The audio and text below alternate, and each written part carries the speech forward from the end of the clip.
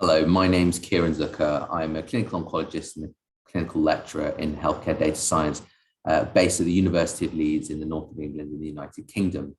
Thank you very much for giving me the opportunity to talk to you today about our project Augur, which is an interactive web application for analysing routinely collected cancer data.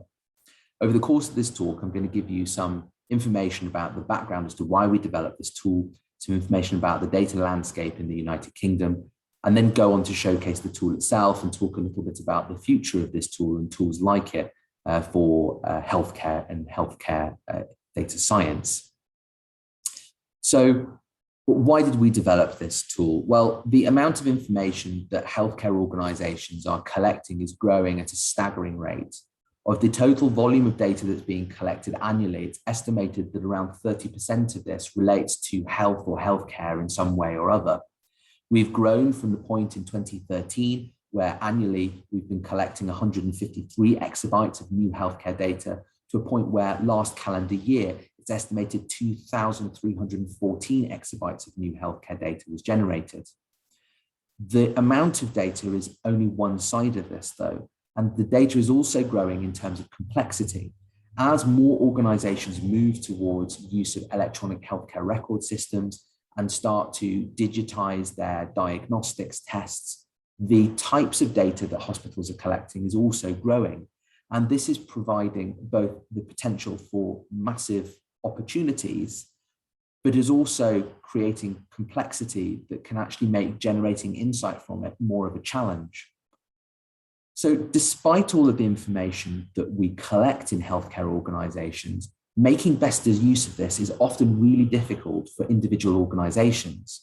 Part of this is due to the ethical considerations for healthcare data and the restrictions that may be in place, which are going to differ between different localities in terms of the legal ramifications of how you need to handle or analyze healthcare data.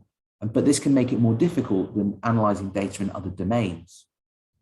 Hospitals often also have problems with lack of investment in data science and a shortage of data science skills.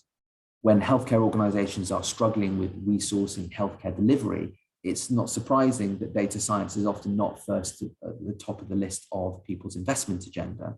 Also, with global data science shortages in terms of skills in all areas of industry and in all domains, it's not surprising healthcare also suffers from the same problem. But there are also issues in as much as many of the healthcare electronic record systems or tools for capturing data are not designed with interoperability and intercompatibility in mind. And so collating information from different systems can also be a challenge. Organizations may not invest in the right tool sets or have those available.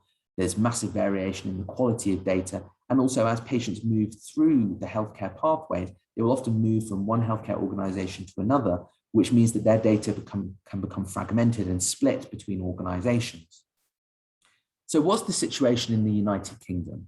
Well, because we have a national health service, you might be forgiven for thinking that we have less issues with this data fragmentation. But despite the majority of healthcare being provided by the NHS, it is not actually in fact one organization. The NHS is devolved in terms of its responsibilities to the 4 nations that make up the United Kingdom. And in addition to that, even within those individual nations, the NHS is made up of many small organizations, individual GP practices, different hospital trusts, and each of these will have different electronic record keeping systems, which may not necessarily be intercompatible, and there is certainly no shared IT system. So we suffer in the UK from similar issues to everywhere else, in as much as we don't necessarily have the skills, we don't necessarily have the quality of the data, and that data where it is available is not joined up. So in order to try and mitigate for these problems, the government has set up a number of organizations who have the responsibility of being able to collect and collate data on a national level. This is not their only job, but this is part of what they do. They collect these national data sets. Now, the information they collect is a lot more limited than the full spectrum of information that hospitals will gather, but it does provide at least a national resource for particular areas of health and care. In the area of oncology in England, we have the National Cancer Registration and Analytics Service. They collect a number of data sets relating to cancer, both diagnosis and treatment and outcomes. But this information is collected by all hospitals, is submitted centrally, and is collated for use in guiding healthcare delivery and healthcare policy. Now, the information that they have, they try and curate and improve on the quality of the data, and then they produce reports, and they have some information that's available for analysis on their website. This is an example of something I pulled off their website, looking at data in the area that I live in, which is the West Yorkshire and Harrogate area. And as you can see, they do provide some useful information. The problem with it is that you can see that the most up-to-date information that they've got is from 2018. And so the information is really not very up to date. There's also very limited flexibility in how you can break down this data. So if you're interested in particular cancer types, that is simply something that's not possible. And so we could see that there's a real problem here in that we collect a load of data, but that we don't really make best use of. And we wanted to try and do something about that. So there are a number of key requirements if we're going to build something. We want it to be flexible. We want people to be able to get the information out of it that they want, rather than us being able to pre-prescribe exactly what you can get out of it. The information needs to be up to date, because one of the key problems with the nationally collected data is simply the fact that it's too old to provide real use and insight in the immediate term. It needs to be something that will work for both healthcare professionals and also hospital managers who may have different information needs. It needs to be something that can scale across the many organizations that make up the NHS. And we also wanted it to be something that, although it was oncology focused, acted as a proof of concept for other disease areas as well. So we developed a tool using R and Shiny, but we wanted something that was going to be guided by the end users, that would meet their needs and that would actually be something that people would want to use. So in order to do this, we held meetings with end users, both healthcare workers and managers. We made sure that the information that the tool needed to operate was based on data items already collected by all hospitals, because they form part of these nationally collated data sets. We wanted to use open source tools. We wanted to have ongoing end user input, but we also embedded patient representatives within the team as well. So through our meetings with the end users, we discovered there were a number of key functionalities that they were interested in. They wanted information on outcomes, they wanted information on the volume of patients that were being referred, wanted information on waiting times, trial feasibility, so whether or not there were enough patients of a particular type to run a trial. And managers also highlighted that they wanted to be able to build business cases from the information, and that they needed a way of being able to extract information, which they were requested as part of a Freedom of Information Act request, which is a legal obligation to provide information that's requested of public organizations within the United Kingdom. Clinicians also wanted information on 30-day mortality, which is often used as an indicator of quality of care within cancer services, and also more treatment information in general. So we set about designing a tool that was capable of doing this. And what you can see here is going to be a video that is based on us using the tool, but the data that this is running on is synthetic data. So what's important to say is that the information that you're going to see may look slightly odd. So the survival curves are not going to be the traditional shape. When we stratify things, they may not split out that well. That's simply because it's not real data, it's synthetic data. So on the left-hand side, we have the ability to be able to select the population you're interested in. So you can identify patients by ICD-10 code or typing in the type of cancer. So we can go C50, which is breast cancer. And what this does is this then selects the population of breast cancer. We can then filter by patient level characteristics, such as age, and then also change things in terms of tumor level characteristics, such as grade, stage, morphology, genetic status. And this provides us with information about survival and the population in general. We can also stratify things by a number of characteristics, such as gender, grade. We also have the ability to look at the volume of referrals, and we can break that down by different increments of time and look at different dates. And this gives us information about not only volume of referrals, but also the amount of time that people are waiting between the point that they're referred to the point at which they see a specialist. We can again select by the different types of cancer, and this allows us the flexibility to look in that way. We also developed the Population Explorer. This was designed to meet the needs for both the business cases and trial feasibility. What this tool does is it allows you to sequentially add different filters to a population. So the center circle represents the full population, and then each filter that's applied breaks that down by that particular characteristic, in this case, gender, then the particular cancer site, and the grade of that cancer. What this allows us to then do is to then hover over the plot, which is interactive, and get the information that we want about the number of people. So what this can then be used for is for extracting that information for either trial feasibility or for the Freedom of Information Act requests. It's worth stating that we've now integrated a time filter so that we can also limit it in terms of what time period. But the idea behind this was that by allowing people to put whatever order they like in place, it was flexible for them to get out the information that they needed.